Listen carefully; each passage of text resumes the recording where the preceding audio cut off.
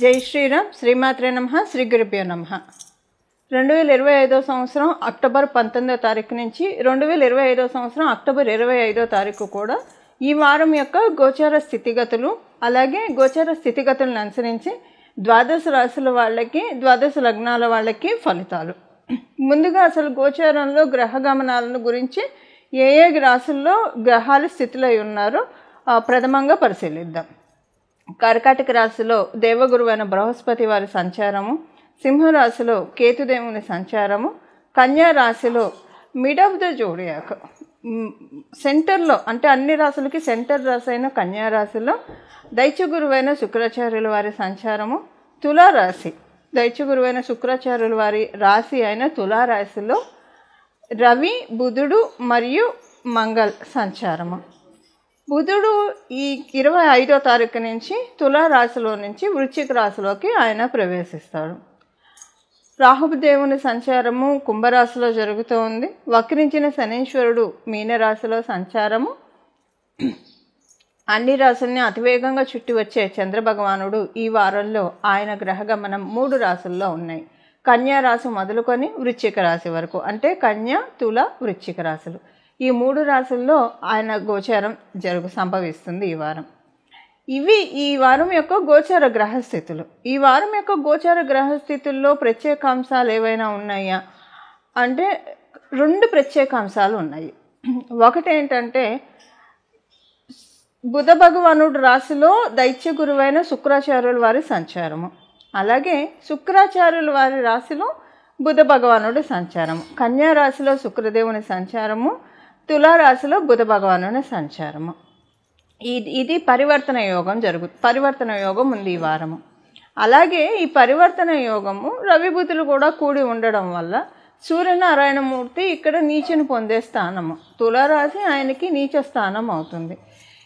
ఇది ఈ వారం యొక్క స్పెషల్. ఈ పరివర్తన యోగము ఏ ఇండికేషన్స్ మనకి కలగజేస్తుంది, ఏదైనా ప్రత్యేకతని సూచిస్తుందా ద్వాదశ రాశుల వాళ్ళకి అని అంటే డెఫినెట్గా ఒక ప్రత్యేకతని సూచిస్తుంది. అదేంటి, ఇప్పుడు యూనిక్గా అప్లై అయ్యే పాయింట్, అంటే ప్రతి రాశి వాళ్ళకి మళ్ళీ విడివిడిగా పాయింట్స్ ఉంటాయి వాళ్ళ రాశిని అనుసరించి, కానీ యూనిక్గా అప్లికేబిలిటీ ఉంటుంది, కొన్ని పాయింట్స్ ఉంటాయి. అవేంటో మొదటగా మనం చూద్దాం.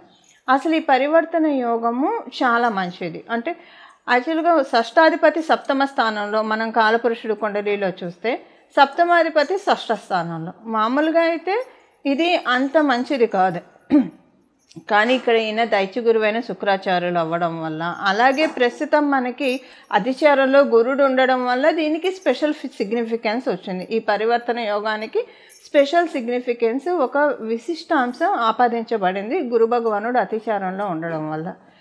దీనివల్ల ఏమవుతుందంటే మెయిన్గా వివాహ ప్రయత్నాలు చేసే వాళ్ళకి చాలా మంచి చక్కటి శుభ సమయము. ఏదైనా ఇబ్బందులతోటి వివాహ ప్రయత్నాలు ముందుకు సాగకపోతూ ఉన్నా, అలాగే వివాహితులకి ఏవైనా వాళ్ళ జీవితాల్లో మనస్పర్ధలు ఉన్నా అవి తొలగిపోవడానికి, వివాహం సెట్ అవ్వట్లేదు, ఎన్ని చూసినా ఏదో ఒక కారణాల రీత్యా వెనక్కి వెళ్ళిపోతుంది అనుకున్న వాళ్ళకి అవుతుంది. అంటే మొత్తానికి చూస్తే కనుక వివాహానికి సంబంధించిన విషయాల్లో వివాహం కావడానికే కావచ్చు, అలాగే వైవాహిక జీవితం గడుపుతున్న వాళ్ళకి వాళ్ళ జీవితంలో ఉన్న ఏవైనా లోటుపాట్లు ఉంటాయి, అంటే స్పౌస్కి హెల్త్ ప్రాబ్లం అవ్వచ్చు, లేదా వీళ్ళిద్దరి మధ్య క్లాషెస్ కావచ్చు, లేదా ఏదైనా ఫైనాన్షియల్ మ్యాటర్స్లో ఇద్దరికి ఉన్న ఇబ్బందులు, ఇవన్నీ కూడా సెటరేట్ అయ్యే శుభ సమయం.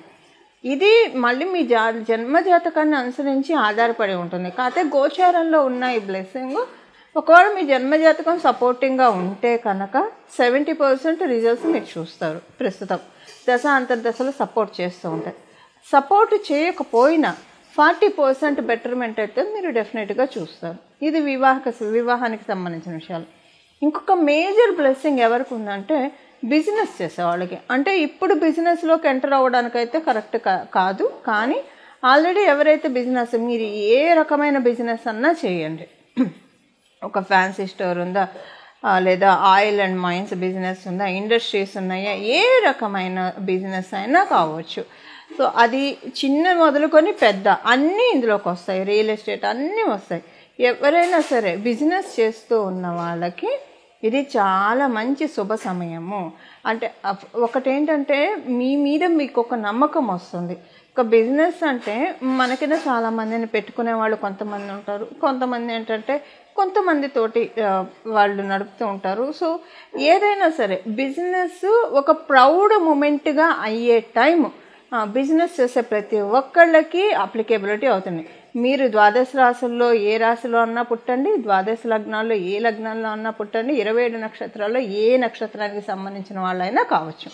ఇది బిజినెస్ చేసే వాళ్ళకి అప్లికేబిలిటీ ఉంది. చాలా మంచి సమయము, యూనిక్గా అప్లికేబిలిటీ ఉండే పాయింట్. ఇక్కడ ఏంటంటే ఒక విషయం, కానీ ఇప్పుడు బిజినెస్ స్టార్ట్ చేయడానికైతే అనుకూలం కాదు, ఎవరికి అనుకూలం కాదు. కానీ చేస్తూ ఉన్నప్పుడు ఇది ఇందాక నేను చెప్పాను, కండిషన్ అప్లై. మీ జన్మ జాతకంలో ప్రస్తుతం టైం బాగా సపోర్టింగ్గా ఉంటే ఇదేమవుతుందంటే మొత్తం మీరు తీసుకోగలుగుతారు. సపోర్టింగ్గా లేకపోయినా 40% మీరు తీసుకుంటారు. ఇప్పుడు ఒక ఆపరేషన్ చేయాలంటే ముందు షుగరు, బీపీ ఇవన్నీ చెక్ చేసే కదా డాక్టర్ గారు చేసేది. మొత్తం అన్ని లెవెల్స్ చెక్ చేసే కదా చేస్తేనే అప్పుడే ఆ వైద్యం వాళ్ళకి అనుకూలంగా ఉంటుంది.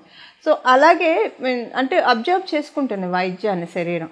అలాగే మీ ఆస్ట్రో బాడీ కూడా యోగాన్ని అబ్జర్వ్ చేసుకోవాలంటే ఇప్పుడు మీకు ఒకవేళ బాగా ఉందనుకోండి, మంచి మహర్దశలో ఉంటే డెఫినెట్గా మొత్తం మీరు బ్లెస్సింగ్ తీసుకోగలుగుతారు. లేకపోయినా 40% బ్లెస్సింగ్ మీకు డెఫినెట్గా వస్తుంది. ఇది యూనిక్గా ఈ వారం అందరికీ అప్లికేబిలిటీ ఉండే పాయింట్, యూనిక్గా ఉండేది. ఇప్పుడు ప్రతి రాశి వాళ్ళకి విడివిడిగా ఎలాంటి ఈ వారం యొక్క గోచార గ్రహస్థితులు, అలాగే ఈ పరివర్తన యోగము ఎలాంటి డెఫినెట్గా ఒక పాయింట్ ప్రతి ఒక్కరికి సిగ్నిఫై చేస్తుంది.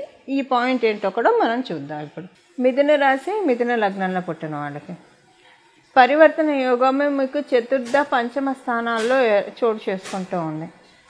ఇంట్లో కొన్ని మార్పులు జరుగుతాయి. ఈ మార్పులు ఇంటికి సంబంధించిన విషయాల్లో ఇంట్లో కొన్ని మార్పులు జరుగుతాయి. డెఫినెట్గా మీకు అవి నచ్చని మార్పులే అనిపిస్తాయి, టైం బీయింగ్ అలా అనిపిస్తాయి. కానీ ఆ తర్వాత మీరే అనుకుంటారు ఇలా మార్పు జరగడమే ఒక రకంగా మంచిది అని చెప్పి. మీరు ఏదైనా ప్లేస్ చేంజ్ కోసం ప్రయత్నిస్తూ ఉంటే అది ఇంటికి సంబంధించింది కావచ్చు, లేదా వర్క్ ప్లేస్కి సంబంధించింది అయినా సరే, అంటే ఒక ఉద్యోగం నుంచి వేరే ఉద్యోగానికి మారాలన్నా, ఏదైనా మీరు చేంజ్ కోసం ఇల్లు ఒక ఇంటి నుంచి ఇంకో ఇంటికి మారాలన్నా ఈ సమయంలో అనుకూలంగా ఉంది. అది అద్దిల్లు కావచ్చు, సొంత ఇల్లు కావచ్చు, ఏదైనా చేంజెస్ అయితే బాగా ఉంది. ఇంట్లోని వాళ్ళతో కొంచెం మనస్పర్ధలు ఉంటాయి. ఏదైనా మీరు ఎవరికైనా బకాయిలు ఇవ్వాల్సి బాధపడుతూ ఉంటే ఈ వారం నుంచి మీకు అప్పు బాధ తగ్గుతూ ఉంటుంది. నెమ్మదిగా తగ్గుతుంది.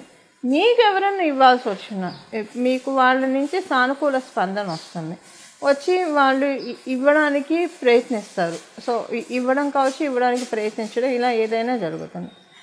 ఇలా ఇంట్లో కొన్ని మంచి విషయాలు చోటు చేసుకుంటే, కానీ ఇంట్లోని వాళ్ళతోటి కొంత మనస్పర్ధలు కూడా ఉంటుంది. అదొకటి కొంచెం మిమ్మల్ని అసంతృప్తి ఉంటుంది. మనస్పర్ధలు కాకపోతే ఎందుకో అసంతృప్తిగా అనిపిస్తుంది.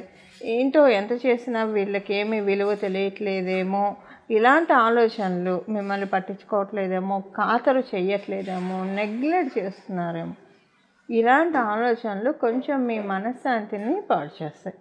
ఇది ఉంటుంది, అంతవరకే ఉంటుంది. కానీ మీకు ఇంటికి సంబంధించిన మార్పులు అయితే మంచి మార్పులు చోటు చేసుకుంటారు. అది ఇంట్లో ఏమైనా బకాయిలు రావాల్సి ఉంటే వస్తాయి.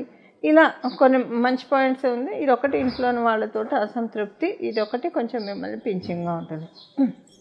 మిగతా విషయాలకు వెళ్తే కనుక ఉద్యోగస్తులకి, వ్యాపారస్తులకి ఇద్దరికీ కూడా మెయిన్ ఏంటంటే ఈ వారము ఫైనాన్షియల్గా గుడ్ టైం అండి. మిథున రాశి, మిథున లగ్నంలో పుట్టిన వాళ్ళకి ఫైనాన్షియల్గా గుడ్ టైం అంటే ఇంకా బిజినెస్ చేసే వాళ్ళకి, ఉద్యోగస్తులకి అందరికీ కూడా అనుకూలంగా ఉంది. సపోజ్ మీరేమన్నా ప్రస్తుతం ఉన్న పరిస్థితుల్లో ఏదన్నా కంపెనీ వాళ్ళు ఎవరెవరినైనా తీసేస్తూ ఉంటే మీకైతే ఎఫెక్ట్ పడదు. మీరు మిథున రాశిలో పుడితే డెఫినెట్గా మీకు ఎఫెక్ట్ పడదు. ఎఫెక్ట్ పడకుండా మీకు అనుకూలంగా ఉంటుంది, అది మీకు తెలుస్తూనే ఉంటుంది. ఎందుకంటే మీరు మిథున రాశిలో పుట్టడమే మీకున్న ప్లస్ ఇప్పుడు ఈ వారం మనం చూస్తే. అలాగే మీ రాష్ట్రాధిపతి పంచమ స్థానంలో సంచారం చేస్తూ ఉన్నారు. దీనివల్ల ఏంటంటే మీకు థాట్స్ ఇస్తాడు, చాలా థాట్స్ ఇస్తాడు. కానీ ఈ థాట్స్ అన్నీ కూడా మీ గ్రోత్కి, మీ డెవలప్మెంట్కి ఉపయోగపడే థాట్స్గానే ఉంటాయి. కానివ్వండి, ఏది కూడా డిస్టర్బింగ్గా ఉండే థాట్స్ అయితే డెఫినెట్గా ఉండవు.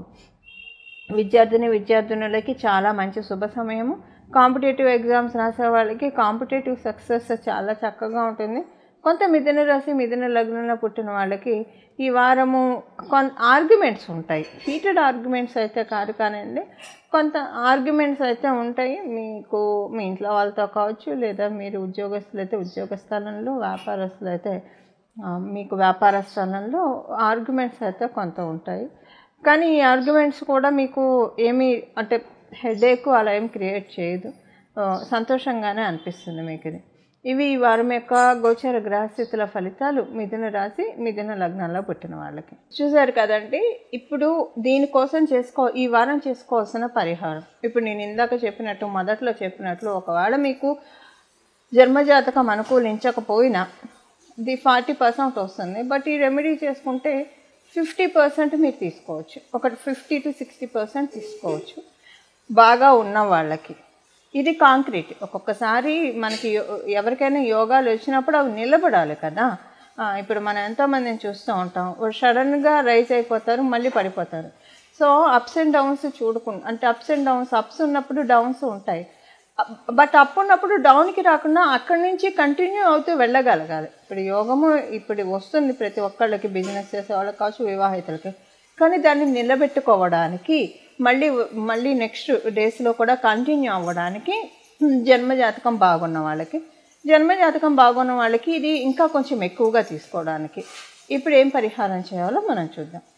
దీనికి చేయాల్సింది ఏంటంటే, ఈ వారం అంతా కూడా మీకు వీలుంటే సాయంత్రం పూట 6 నుంచి 8 లోపల మీ ఇంటి దగ్గర మహాలక్ష్మి అమ్మవారి ఆలయం ఉంటే ఆలయ సందర్శనం చేసుకొని రావాలి.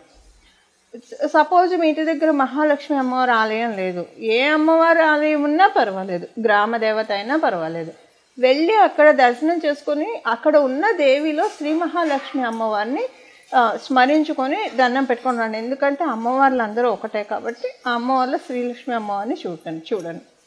ఈ ప్రాక్టికల్గా మనం చూస్తే ఉద్యోగం చేసే వాళ్ళకి కొంతమందికి ఇది ప్రాక్టికల్గా ప్రతిరోజు, ఎందుకంటే వాళ్ళు ఇంటికి వచ్చేప్పటికీ 9 అయ్యే వాళ్ళు ఉంటారు. ఇలా కొంతమందికి సాధ్యపడకపోవచ్చు. సాధ్యపడిన వాళ్ళు ఇది చేసుకోవచ్చు. సాధ్యపడని వాళ్ళు ఏం చేయాలో ఇప్పుడు మనం చూద్దాం. సాయంత్రం పూట 6 నుంచి 6:30, ఇంకా కుదిరితే 7 లోపల అమ్మవారికి సంబంధించిన ఈ నామాన్ని జపించండి. ఇప్పుడు మనం తెలుసుకోబోయే నామాన్ని జపించడం వల్ల మంచి లక్ష్మీ కటాక్షాన్ని అతి శీఘ్రంగా పొందడానికి చక్కటి అవకాశం ఉంటుంది. ఇప్పుడు మనం జపించాల్సిన నామం ఏంటో మనం చూద్దాం. ఇది మనసులో ఒక 1 hour పాటు 6 to 7 ప్రతిరోజు సాయంత్రం పూట జపించాలి. అదేంటో ఇప్పుడు మనం చూద్దాం.